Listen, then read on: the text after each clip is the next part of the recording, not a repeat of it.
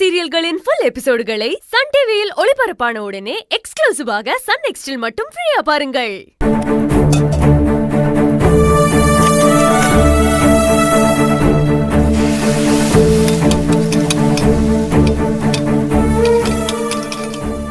ஃபங்க்ஷன்ல எவ்வளவு பெரிய விஷயம் நடந்துச்சு. திரும்பமா அத பத்தி வேலுக்கிட்ட எதுவுமே சொல்லலையே. இதையே அவரை பத்தியோ இல்ல கீர்த்திய பத்தியோ யாராவது இப்படி பேசிருந்தாங்கன்னா அதை எப்படி அவமானமா எடுத்திருப்பாரு.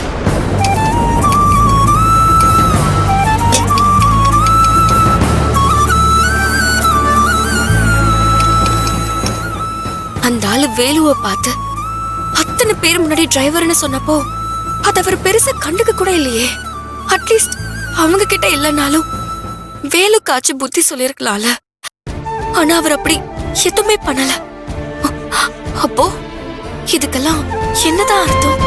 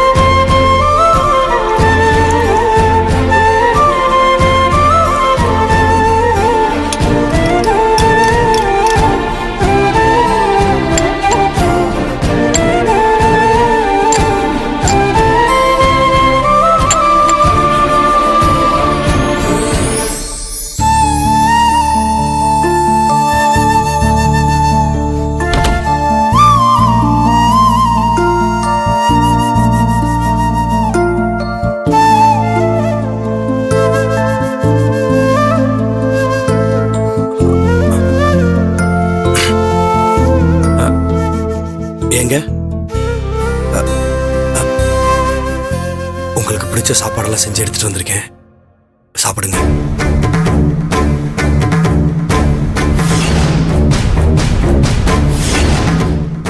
என்னது இது?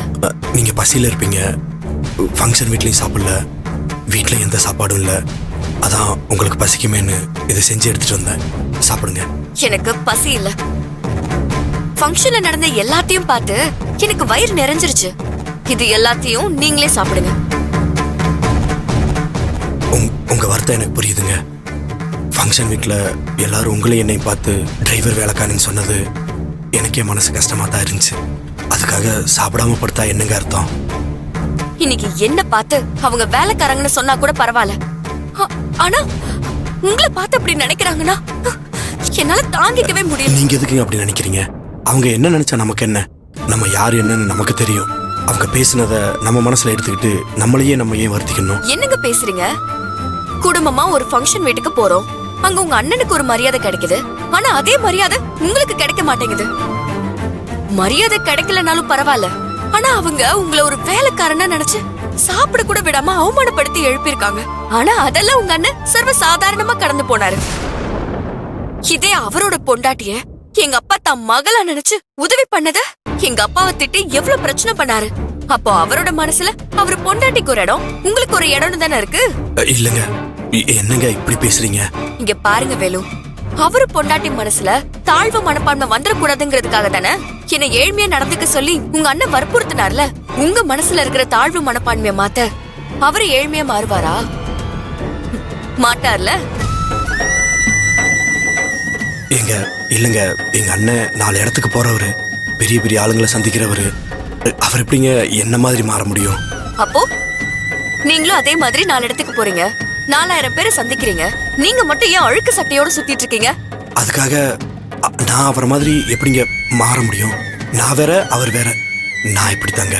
சரி, அப்ப இனிமே நம்ம போற எல்லா இடத்துலயும் இப்படி ஒரு விஷயம் நடக்கதான் செய்யும். அதையும் உங்க அண்ணன் மாதிரி நீங்க கண்டு காணாம போயிருங்க. நான் உங்க பொண்டாட்டி தானே, உங்க கூட சேர்ந்து அந்த அவமானத்தை நானும் தாங்கிக்கிறேன். எனக்கு எந்த கஷ்டமும் இல்ல. என்னங்க, எதுக்குங்க இப்படி எல்லாம் பேசுறீங்க? நான் தப்பா எதுவும் பேசலையே. இன்னைக்கு நடந்த மாதிரி இனி வாழ்க்கை முழுக்க நடந்தாலும் நான் சந்திக்க தயாரா தான் இருக்கேன். இல்லங்க, நீங்க பெரிய இடத்து பொண்ணு. உங்க அப்பா அம்மா உங்களை மரியாதையா கௌரவமா இத்தனை வருஷம் பார்த்துக்கிட்டு இருந்தாங்க. அது என்னால கெட்டு போக கூடாது. ஏங்க இனிமே இப்படி ஒரு அவமானம் உங்களுக்கு நடக்காது. அதுக்காக நான் என்ன வேணாலும் செய்யறதுக்கு தயாரா இருக்கேன். இப்ப எனக்காக தயவு செஞ்சு கொஞ்சம் சாப்பிடுங்க. சாப்பிடாம வயிற்ற காய போட்டா அல்சர் வந்துருங்க. சாப்பிடுங்க. எனக்கு ஒண்ணும் வேண்டாம். அதான் பசிக்கலன்னு சொல்லிட்டல. உங்களுக்கு பசிக்கல, ஆனா எனக்கு பசி ரொம்ப அதிகமா இருக்கு. நான் சாப்பிடலன்னா எனக்கு நைட்டு தூக்கம் வராது. நீங்க சாப்பிடலன்னா நானும் சாப்பிடலங்க. இங்க பாருங்க, இந்த மாதிரி தேவையில்லாம வம்பு பண்ணாதீங்க. ஒழுங்கா நீங்க சாப்பிடுங்க. என்ன கட்டாயம் எல்லாம் படுத்தாதீங்க. நான் நிஜமா தாங்க சொல்றேன். நீங்க சாப்பிட்டா நான் சாப்பிட்றேன், இல்லைன்னா எனக்கு வேணாம். இதெல்லாம் எடுத்துட்டு போய் கிச்சன்லயே வச்சிடறேன். அதை எங்கேயும் எடுத்துட்டு போக வேணாம். இல்லைங்க, என்னாலதான் நீங்க சாப்பிடாம இருக்கீங்க.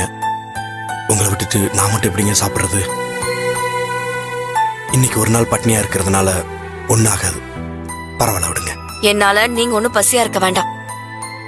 அதை எடுத்து நீங்க சாப்பிடுங்க. அப்போ நீங்க? சாப்பிடுறேன். ரொம்ப சந்தோஷங்க. இருங்க, நானே எடுத்து வைக்கிறேன்.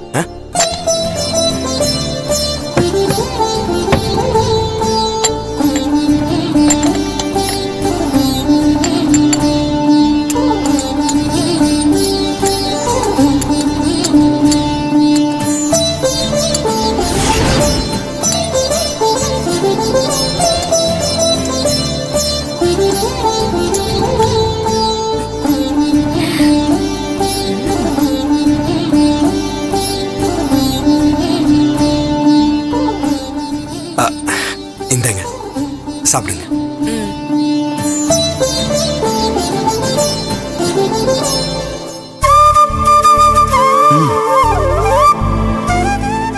சாப்பிடுங்க. நீங்களும் சாப்பிடுங்க. இல்ல, நீங்க சாப்பிடுங்க, நான் அப்புறமா சாப்பிட்டுக்கிறேன். நீங்க சாப்பிடுங்க. சரிங்க, சரி, சாப்பிட்றேன்.